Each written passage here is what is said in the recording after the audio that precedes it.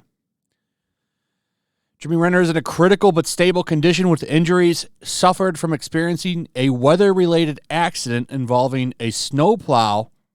Earlier today, his spokesperson told Deadline on Sunday. Renner, a two-time Oscar nominee, is the star of the returning Paramount Plus series The Mayor of Kingstown and Marvel's Hawkeye on Disney Plus, as well as the Avengers and the Captain America films.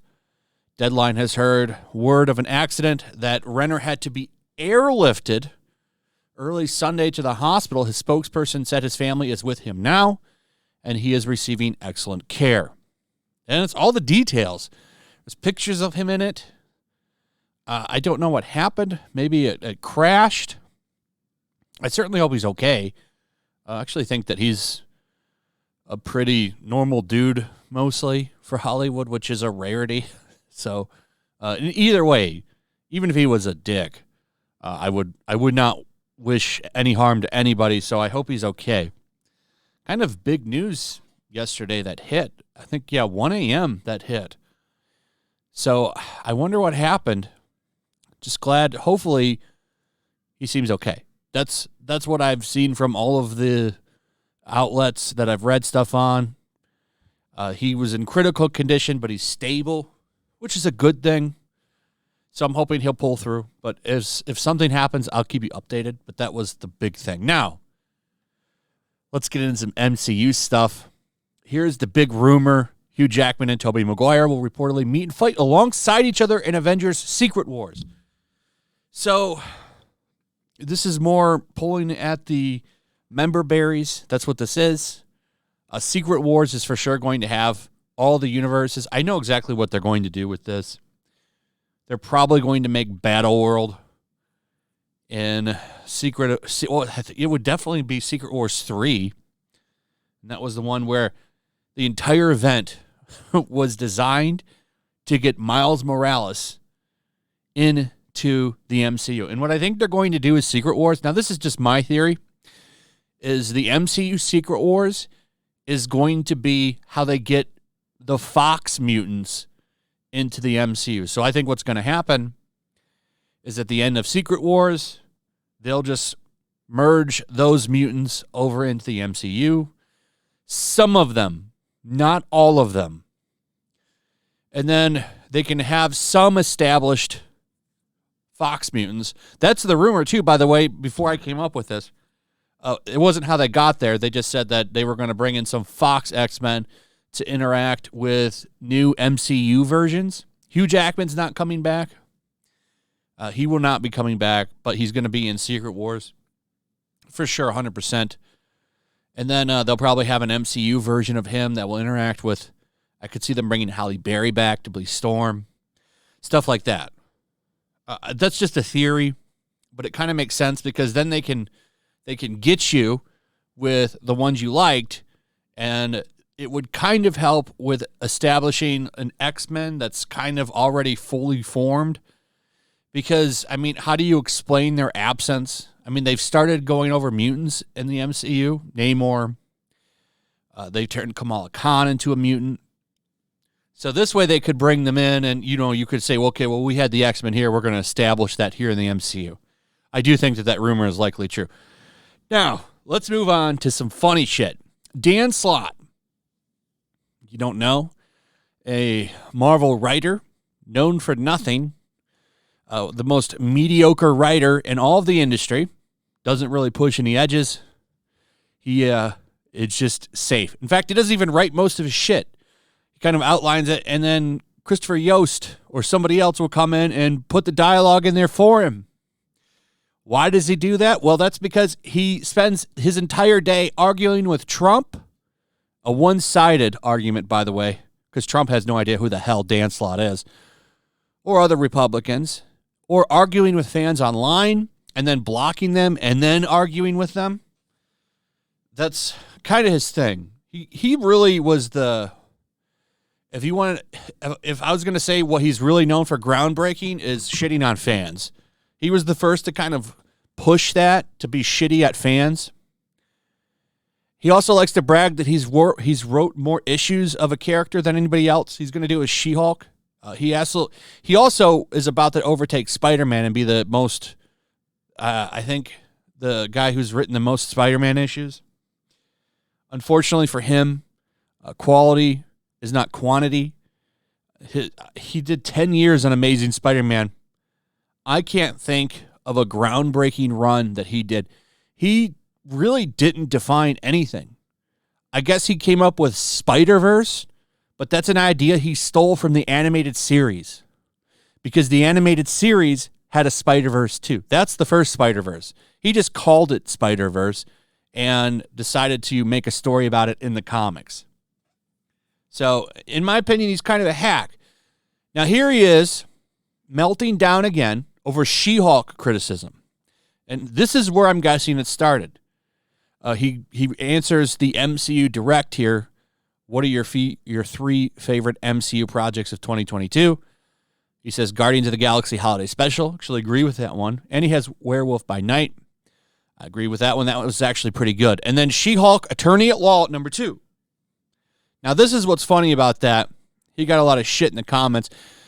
14 comments, by the way. He has low interaction. Why is that? Because he blocks everybody. You're probably blocked by him as well. If you follow me, you're blocked by Dan Slott. So then he even says here, my New Year's resolution is to not fight with people on Twitter, which he's said before. And then he continues to do it. He continues to start arguing with people. 33 years in the comic book industry, by the way, and what the hell are you known for? He says he's working on his 597th script. Or no, he's got 600 comics he's written. What is he known for out of those 600, other than he wrote a bunch of Spider-Man and She-Hulk books? I can't really think of a key that has his name on it that's worth a shit. So here's where the meltdown starts. Way too many people online don't understand the difference between this was bad, this was a bad fit for me. Not everything needs to be for you. There are tons of things for you, and things that are just for you. It's okay for some things to be for people who aren't you. It's funny because that's the argument that everybody makes when they want to twist a character into some SJW bullshit. But he's referring to She-Hulk here. That's what he's talking about. And you go up here. Here's his meltdown that's making the rounds. Anyone saying the She-Hulk official TV show wasn't comic book accurate? I'm the guy who has written more issues of She-Hulk than anyone. I've read every single comic from She-Hulk. And I'm saying for the record, it is the most comic book accurate show in the MCU. That's the point. Nobody was arguing about that. Yes, they were. A lot. After posting this, literally got a post starting out. No one's saying the show isn't comic accurate, pal.